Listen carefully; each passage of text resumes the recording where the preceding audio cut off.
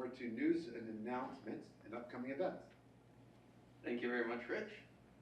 So, as you said, that's what I want to cover.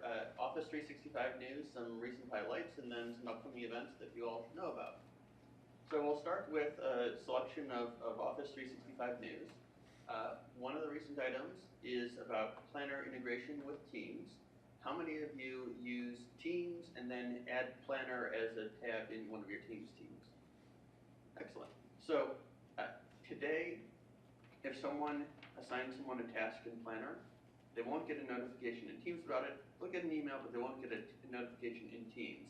As Teams is intended to be the sort of one place to do all your work, this improvement provides notifications, and the way they do that is through a Planner-specific chat bot, which will basically do a chat message to the user when they get assigned a task. If for some reason the user decides they don't want those notifications, the way to fix that is to mute the chatbot, and that's done on an individual basis. This will roll out over a fairly long period of time, so it'll hit your tenant anywhere between February and July. Is it still going to also send out email, or are they killing that function in favor of doing it in Teams? Great question. I don't know. The question was, will it both send out email and do a notification in Teams? Yeah, the Joe? current functionality won't go away, so Planner will still be, because there will be people who use Planner that don't have Teams. Yeah, so it will do both. Thank you, Joe. Yeah, no, good question. Okay. Let's go into the next piece of news. OneDrive for Business will start warning users when they do mass deletions. So, I hear a couple of I think that's excitement. So a relatively common problem is that a end user will have synchronized a SharePoint library to their local machine, and then later on they say, oh, I need to clean up the files on my machine, I don't need this library anymore, and they don't stop syncing before they delete it from their machine. They don't realize that the deletion will replicate back up to the SharePoint site, and so they kill off an entire library. This will now give them a warning that says, you recently deleted however many files from this device. You want to remove them from OneDrive and all shared libraries, trying to tell them it's going to sync up. So that gives them an opportunity to undo that and restore files, and then hopefully find out that the correct way to do that is to stop syncing the library first before deleting from your machine. So this is a step in the right direction. Obviously, this is a scenario where you're deploying. If you're deploying OneDrive to your entire organization, part of the training you should provide is to make people understand that when they synchronize the files to their local machine, they need to stop syncing before they delete the library if they want to get rid of it. When this will be available? Do you know the time frame for this one? I think it's also, I think it's in the Yeah, next couple of months. yeah. What was it? Yeah. I think it was by the end of February. Yeah, it just hit our rig, so yeah, it should be starting. Yeah. So over the next few months. And you can always go to the message center in Office 365 administration to find these messages, and often they'll have time frames in there. Yeah, but the time frames are always like. Yes, they're long time frames. Sometime in the next, 3 months, and you're Yes. like, great, when's that hitting my So, tenant? Who knows? This is one of the biggest, let's be honest, this is one of the biggest complaints, and I know Microsoft hears it, right, Joe? It's the bane of my existence, but yeah. Yeah. Because who are you going to call if you don't know the day? You're going to call your customer success. Right, and you know, at the end, I actually had a director or a VP that said, can you talk to Microsoft and get them to be more specific? I said, we can talk to them, Yeah. but it ain't gonna change. Yeah, there's a reason for it. I don't, I'm What- not gonna throw the guys. You know what, under what I the bus. would. It's because they honestly don't know, because they are working on these things agilely, And- so. And Larry, Yeah. when Larry's here, Larry has a really good way of explaining Yeah. why they can't be more specific, but I think the gist of it, if I'm correct, is that they roll this across the data centers and it basically goes machine by machine, right? And you may have, your tenant may span a couple of different machines, and any machine may have several tenants on it. So they can't give you an exact date because they don't really know which machines you might be associated with. It's the biggest pain to try and explain to execs though, when's it gonna hit? And this is where, that's why us IT guys get up earlier than everybody else in the morning and open everything up to see what showed up that day. It is probably the number one complaint for our roadmap, and hopefully in the near future there'll be some tighter Or timelines. even at least if they could send an announcement that would just say, the following things just got posted to your tenant. Right, I don't care, I mean, if I can't get it in advance, then at least if I can get it when it hits. Well, this is why you have Yammer, because as soon as it hits, if there's somebody on Yammer first thing in the morning, you know what you want. Yeah, not so much. Good ask. I will keep it. Okay, so let's look at the next one. Another OneDrive improvement, flow templates. I see some excitement here. A flow that will let you copy a file or convert a file to PDF, and a flow to request approval. And so in OneDrive, you'll be able to select a document and run one of these flows on it. Stream is now available as a mobile application. And you can see that in the iOS and Android app stores. And I installed it on mine last night, and basically gives you a list of videos in your stream environment, and you also have the ability to download them to watch them offline. So they also recently announced it, for those of us in higher ed, right? They just announced a stream and forms integration, so you can do quizzes based around what you watch, right? Which is really good for instructional learning type of thing. Yeah. But I've been curious, do you know, is the forms integration going to be seamless in the mobile client? Or is it going to have to be one of those, you're in stream, you flip to the forms client, and therefore they have to have all of it installed? Joe, is there even a mobile forms client, or is the form simply the web experience on the mobile? Yeah, it is. That's what I thought. So what probably would happen is it just flip between a browser and the stream client, unless they choose to, but I don't know what their product direction is on that one. Yeah, I apologize, I was recording your ask of a note, and I didn't hear the whole thing, but so you're talking about stream mobile? Right, stream. app. So they've Yeah. just announced, sorry. Sorry. They've just announced that they're going to have forms integration in with Stream. Yes. So for instructional learning, you'd be able to quiz people around their experience about what they're watching to kind of verify, the learning outcome. Yeah. And so my question is specifically for mobile, what is that going to look like on the mobile experience? Is it going to flip them back and forth, or is it going to be embedded into the app? I don't know the answer to that, but we're Yeah. going to get it. It was supposed to be embedded as an interactive, option in the screen, but again, I'm not sure if they're building that into mobile or not. Yeah. And do you know if that's only for education tenants, or is that for just applied to business tenants too? Yeah, it's gonna be everybody. I know that I think that we put on some of our education rings first, but, But But for we're rolling out. anyone who does instructional learning for. it's a huge need in the For corporate their world too. corporates, Yeah. it would be a huge thing. Yeah, there are other things out there that are beating us to this, so it's a huge number one on our list. They gotta do something to make forms useful. Here's another one. This one's may require some end user communication and awareness and training. There's a new save dialog coming, also rolling out between February and June. And so when someone is created a new document and goes to save it, before they get to, audio here seems a bit odd, before they get to the regular save experience that you're familiar with, which looks like that, what they'll see is this, the save file, and they'll be asked to give a file name, and then drop down for cloud locations. Is there another option for on the machine? I mean, I know that seems redundant, but Well, that's why Yeah. location dropped down to.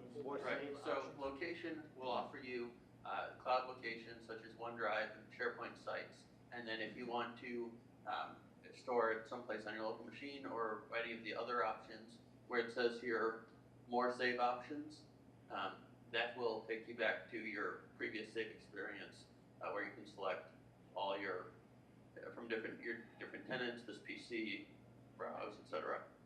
Can that be disabled? Can that new experience be disabled? I don't know the answer to that For question. those of us who do not enforce the OneDrive experience, right? I mean, sorry, my world is OneDrive and Box and Dropbox and all sorts of other things. If I'm changing the user experience to say, guess what, you're OneDrive first, oh, am I gonna get pushback on that? I don't know the answer, but I'm reporting it. How are you doing that today? No, Well, in today's world, when you go into the normal user experience, if they've got their other things that are already mounted to their machines, they can see it all and choose for themselves. What you're saying is- or even better, instead of forcing that, how about making it available for the user Optional. to choose their default? Yep. Would be That may the the case, best. I don't know, yeah, so we'll find out. Okay. All right, I'm gonna be Yeah, I problematic. actually wasn't even aware of this one, so this is, so I will go off and learn all about it today and get an answer for everybody. I have seen comments about,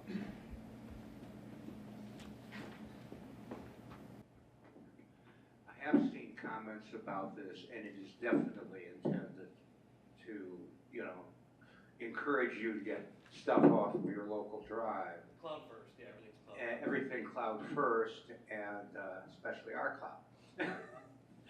But, so, yeah, in a university setting, it would have to be a wholly, and all of my degrees, plural, are from the University of Chicago, so.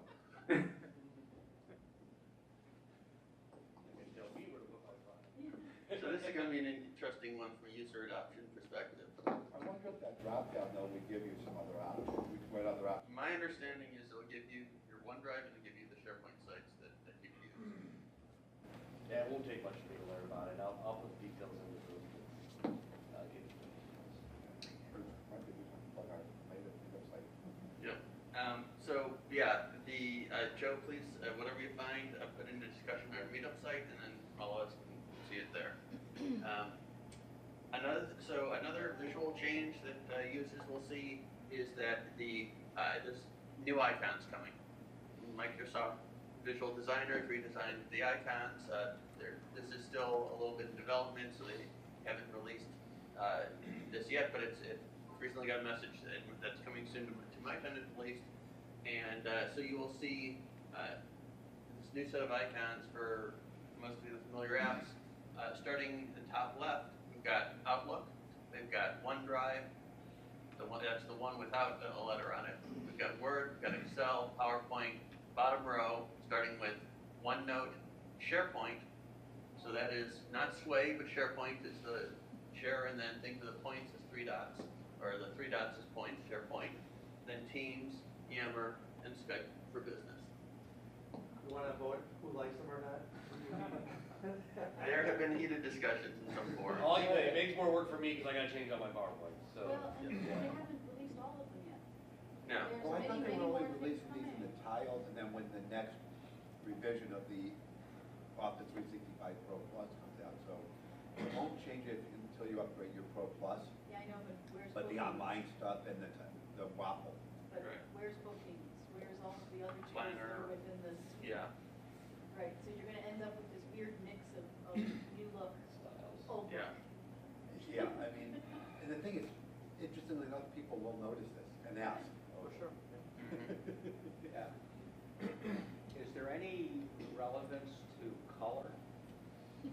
I mean, I hopefully don't have to say this too much. Is there any relevance to color, because Outlook, OneDrive, and Word look like they're blue. Teams looks purple, so does OneNote. Those are the historic colors of those apps, so we haven't changed those. And if you look at PowerPoint right now, it is that orange color, that orange-red color. Excel has always been green, at least the last 5 years. Everything's what it was. Yeah, everything's what it was. Different. Right. Yeah, so I don't know what the purpose of the colors are. Yeah, trying to find out, but It yeah. suddenly occurred to me that there might be a purpose. Yeah, no, that's a good question. I don't know the purpose, but. But if you look at some of the icons closely, you'll notice, for example, Excel, if you look at the way there's the shading of the green, there's a sort of L next to the X. And in OneNote, It looks like a they got a T, and it also looks like a spreadsheet, yes. So, and Yammer, these wedges that go from narrow to wide, sort of one to many. I think you're giving this way too much thought, Mike. I'm not the only one. Many people have looked at these things and tried to read deeper And meanings. if you of take the what they are. Y and you turn it on its, if you flipped it up, and it looked like a hammer, which was on the line, and the hammer. Yeah, is that was the hammer. megaphone? Cheerleading? Or is that more like crisis control? Funny, we call our yammer gurus the yammer hammers, so. That's probably it. Well, okay, so, that's all the news that we'll discuss for today, at least until we get to the open discussion. There are a number of upcoming events I want to make you all aware of. Of course, there's our next meeting, which will be April 4th, at the Microsoft office in downtown Chicago. And our topic for next time will be flow administration. And I see some excitement about that. We've got a Microsoft Premier Field Engineer, Shiro Delfino, talking to us about that. Please make sure you register for that, again, on our meetup site.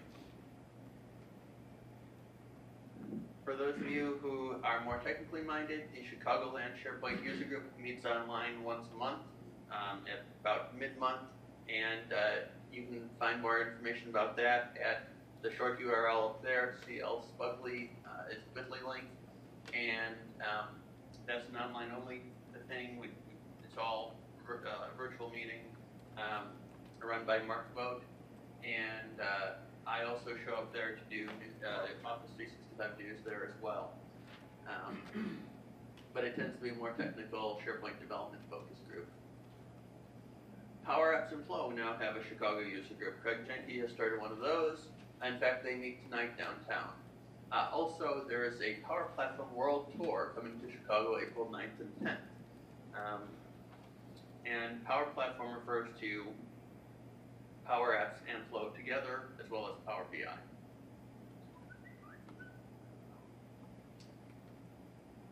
SharePoint Saturday, Chicago suburbs, coming to Edison, Illinois, May 4th. May the 4th. You can register now. Also, the call for speakers, I believe, is still open, and they're always looking for sponsors. Could you leave that up for a second? Sure. SPSevents.org. And if you just look through the list of upcoming events, you'll see May 4th, SPSevents.org. And we do post this, we'll get posted Yeah. to the meetup site after the meeting. Yeah, By well, tomorrow, if you go to the meetup site, you can. yeah, I'll put these slides on SlideShare and then put the link in meetup. SharePoint North America Conference comes to Las Vegas, May 21st to 23rd. I plan to organize a keynote viewing meeting, so for people who are here who can't go, we'll watch the keynote together. And that's one of the two SharePoint moments of the year, that and Ignite, where Microsoft makes key announcements about Office and SharePoint. Outside of Microsoft, there's the Digital Workplace Experience Conference that comes back to Chicago June 17th to 19th. And if you go to the dwexperience.com/O365 URL, you'll get a 20% off discount. And just to plug it,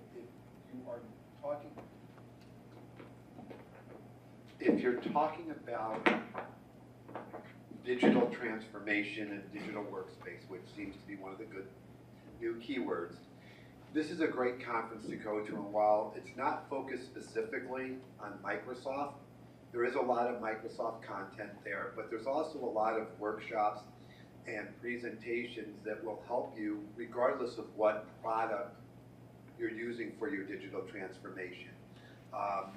I really do highly recommend it. We're gonna have one more that I found out about last night. Actually, it's one that I'm organizing, and we were able to pull together. So I'm gonna share it for those on the team. All right, so as Michael's pulling that up, on March 1st, actually, at the Aon Center, we're going to be hosting a Power BI and Flow to drive adoption in Teams and Yammer. So the idea there is we've had a lot of asks from our customers about how do I measure adoption, what reports are out there, how can I push adoption, and I think Teams has really been the main focus, or at least a lot of questions around that with our customers. So we went to one of our key partners in the area. They're gonna do the workshop, but this is not them selling their tools. This is them selling how to adopt Microsoft tools. Of course, there's an opportunity for you to engage with them, but we will be there as well. So we'll have some experts there from Microsoft and it'll be a workshop scenario from about 9:30 in the morning until 1 in the afternoon. We'll have light snacks and drinks, and we're going to focus on Power BI and Flow. There'll be workshop, kind of do them 1 hour at a time on each of these topics. Adoption and change management for how to adopt teams in Yammer. For those of you who have the questions about what tool to use when, this will be discussed in this workshop. How to mine Office 365 data for gold. So what data is out there that you can get and how you get it, and then talking about how to use social communities to use social communities to enhance your adoption experience. So it's going to be a great workshop. We threw it together. All came together yesterday, and I'm like, I got 3 weeks to get this out there. So I put the link in chat. We'll make sure it's in the meetup group as well. It'll be hosted by us, Microsoft. It'll be at the Aon Center, and there'll be more to come on that. The whole idea is that we're going to put together a series of these type of workshops, and so I'd love to get a super user community together, hopefully some of you folks as well, and then we can meet regularly and do these workshops together. You guys tell us what kind of topics you need, and we'll bring in the experts to do them for you. So this is the first and many to come. There was a really neat flow posted yesterday on the Flow blog about monitoring negative sentiment in Yammer. Yeah, That was kind of neat. yeah, cool. Is that using the Azure Analytics? Yes. Okay, I've seen that, yeah. To repeat the comment, there was a neat flow posted in the Flow blog yesterday about analyzing Yammer sentiment. So tygraph is our partner that's hosting it. We actually use them internally to measure for Yammer. They're one of our Yammer reports. We actually use a tygraph report. So they are the ones that are hosting. So, but we will be using Power BI, and they may show some enhancements that they have, but we'll be using it for tools that most of you already know. So again, and all of their stuff is built on Power BI too. There was one other thing that got posted that everyone might want to know about. Microsoft released a massively online a user course for a service adoption specialist certificate. Yep. That's very much, I think, in the wheelhouse for everyone here. Yes. Caruana Gatimu runs a monthly user adoption champion call. That's another resource, and she talked about that certificate and that training program in her last call, and those calls are recorded. If you go to the Microsoft technical community and look for the Champions Corner, you can find that information there. I'll put that in our meetup group too. That's a good one because she's doing fantastic work. Yeah. And we have her in our group. Yeah, she presented back in last summer, I believe it was, and we have that recorded, and that presentation is about adoption of teams, and it's available on our YouTube channel.